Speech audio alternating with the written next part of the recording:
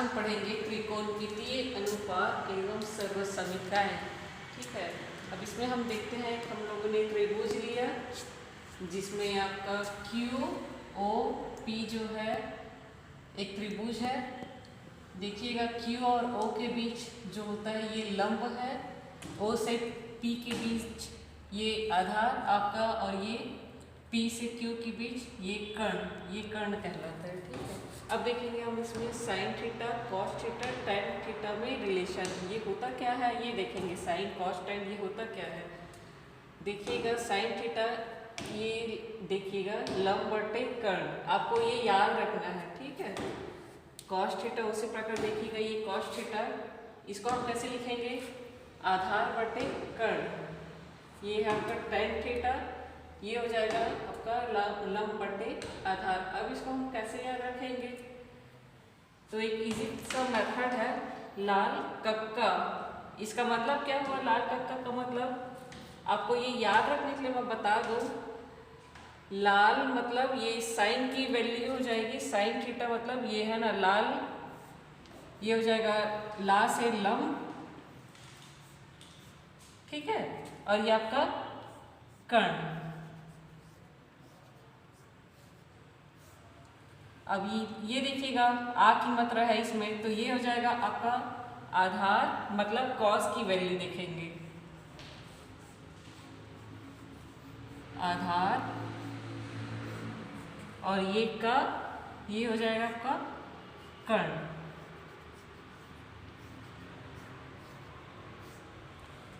ये हो गया कॉस की वैल्यू, और ये ला जो है आपका ये हो जाएगा ये लंब, ये टैन की वैल्यू है लंब, और ये आ की मात्रा ये आधार।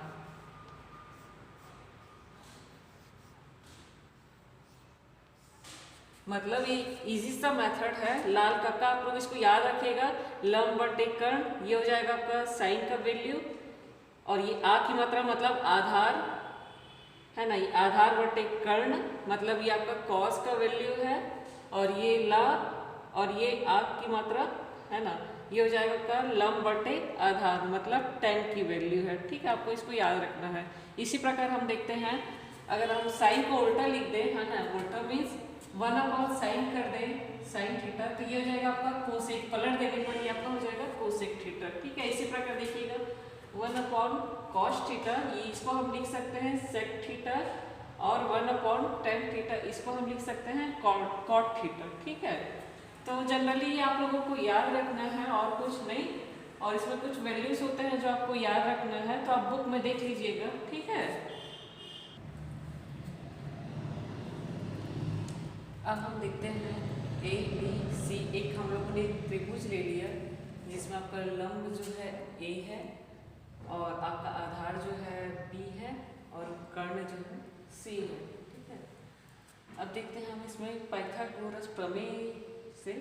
ठीक, तो ये हो जाएगा पाइथागोरस प्रमेय होता क्या है आपका, ये लंब स्क्वायर प्लस ये आधार का स्क्वायर इज इक्वल टू ये होता है आपका कर्ण का स्क्वायर। ठीक, अब यहाँ पर लंब है आपका ए, तो इसलिए लिख दिया हम लोगों ने ए स्क्वायर, प्लस आधार आपका है बी, इसलिए लिख दिया b square is equal to C square. C square means ये आपका कर्ण का स्क्वायर। ठीक है, अब देखते हैं इधर साइन कॉस टैन लेकर के चलते हैं, तो इसमें क्या हो जाएगा आपका sine theta is equal to A upon C आपका ये हुआ लंब बटे कर्ण।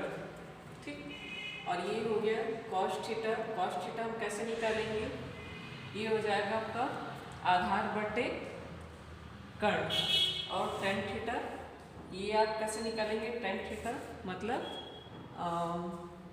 लंब बटे आधार। ठीक, अब इसमें देखते हैं हम साइन थीटा और कॉस थीटा में, ठीक, ये संबंध देखते हैं। तो इसमें दोनों पक्षों में वर्ग कर देने पर है ना,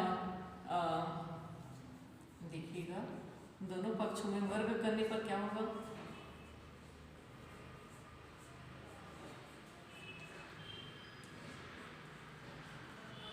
दोनों पक्षों में वर्ग करने पर क्या हो जाएगा आपका, ये हो जाएगा sine square theta plus cos square theta, ये देखिएगा sine square theta plus cos square theta is equal to ये देखेंगे A upon C whole square plus B upon C whole square, दोनों पक्षों में वर्ग करेंगे। इसको हम और कैसे लिख सकते हैं, ए स्क्वायर अपॉन सी स्क्वायर ऐसे लिख सकते हैं, ठीक है।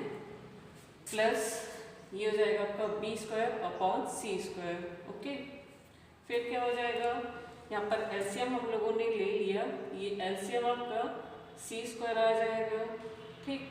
फिर ये हो जाएगा आपका ए स्क्वायर प्लस बी स्क्वायर, ये उसके बाद में फिर इसको हम और कैसे लिख सकते हैं, तो इसमें हम देखते हैं समीकरण 1 से देखते हैं।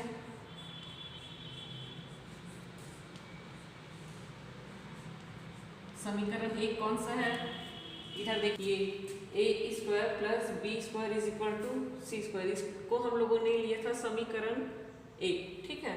तो इसकी वैल्यू हम सी स्क्वायर पुट कर देंगे, ए स्क्वायर प्लस बी स्क्वायर की वैल्यू सी स्क्वायर, इस वैल्यू को हम लोगों ने यहाँ पर पुट कर दिया, ये देखिए सी स्क्वायर अपॉन ये हो गया आपका सी स्क्वायर, तो ये कैंसिल हो जाएगा, ये हो जाएगा 1, ठीक। ये आपका वैल्यू आ गया sine square theta plus cos square theta is equal to 1, ये देखिए।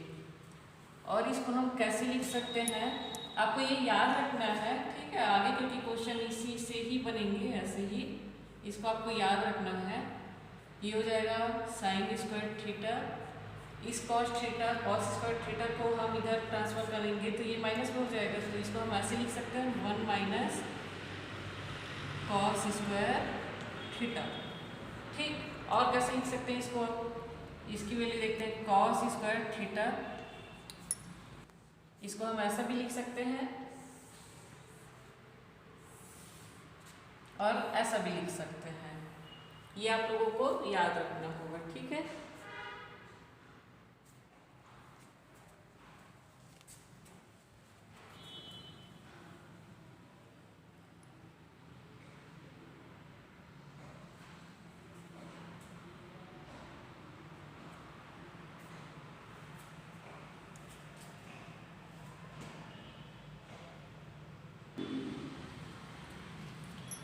अब हम देखते हैं सर्व समीकरण sine square theta plus cos square theta is equal to ये होता है 1।